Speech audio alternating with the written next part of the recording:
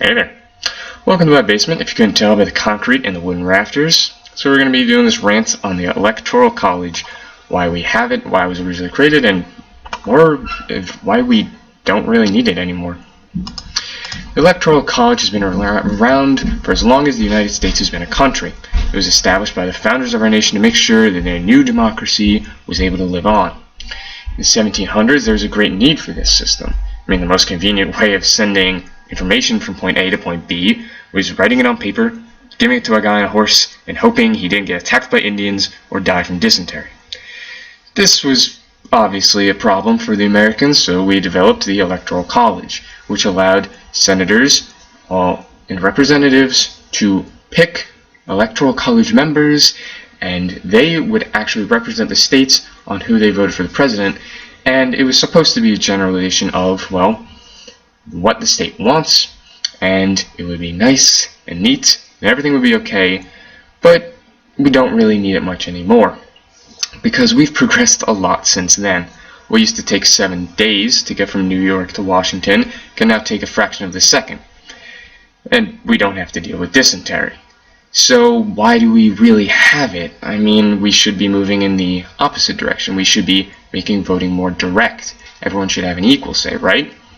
Wrong. One of the original defenses of why we have the Electoral College was to boost the power of smaller states. They wanted to make sure that candidates didn't spend all of their time in the most populous states and really ignore the needs of the smaller ones. And while this seems nice on paper, it doesn't actually happen. If you look at where candidates visited in the last election for the last 2 months of it, you'd think, well, they'd probably visit New York, they'd visit Texas, they'd visit California, the 3 most populous states.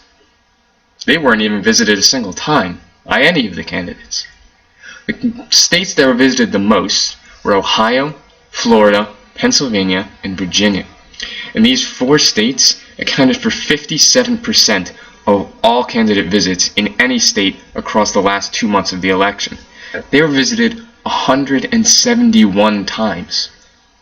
This is insane. There are states that aren't being visited at all. It was more than half of the states that hadn't even received a single visit. Why is this? Why do we have that? It's because candidates are more focused on swing states. They care about who is voting for them in close elections. Because if they win by 1 vote, or if they win by 1,000,000 votes, it doesn't change how the Electoral College gives them a percentage of the winnings. It doesn't matter.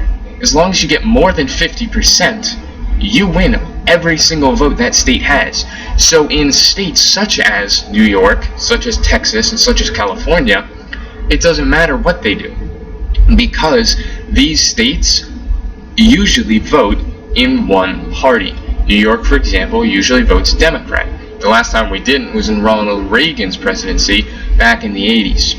So they don't really need to spend their money. They don't need to spend their time looking at those states. They need to look at the states that are usually the 51 to 49% margins. They want to make sure that they get those votes and they can boost their campaign.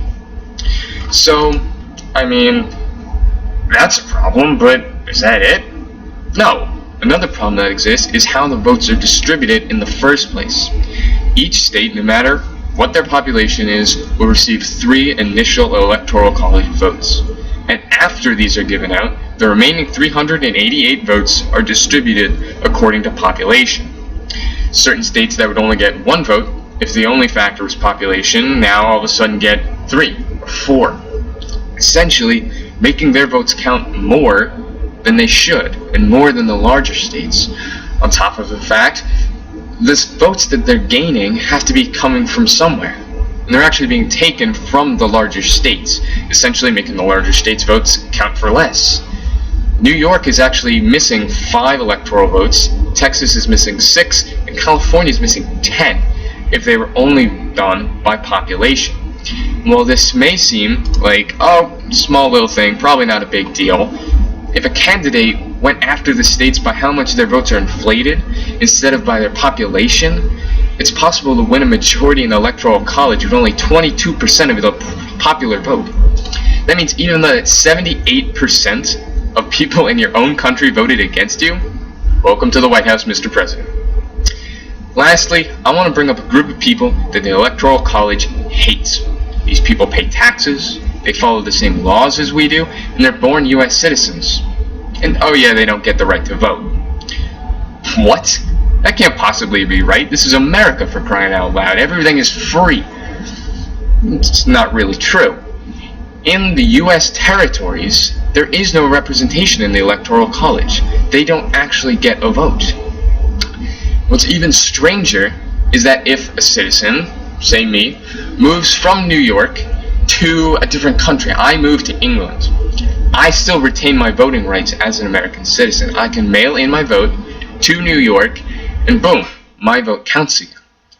But if I decide I'm going to move to a U.S. territory, I'm going to move to Puerto Rico, I'm still a U.S. citizen, but I don't have my rights anymore.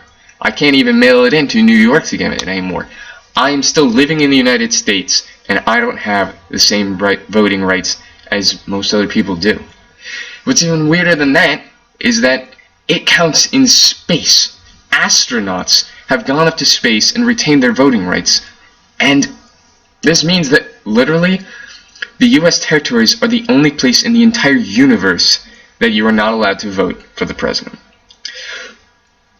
The strangest part about all of this is that there's such a margin of error. 3 times has there been a president elected into the presidency without getting the popular vote, but still maintaining the popular electoral vote. With 3 times out of 44, it actually gives it a failure rate of about 5%. What sporting event would you watch that 5% of the time, oh yeah, the loser wins? It doesn't make sense, and we really need to get rid of this. We can simply solve the problem by letting every vote count as just that, 1 vote.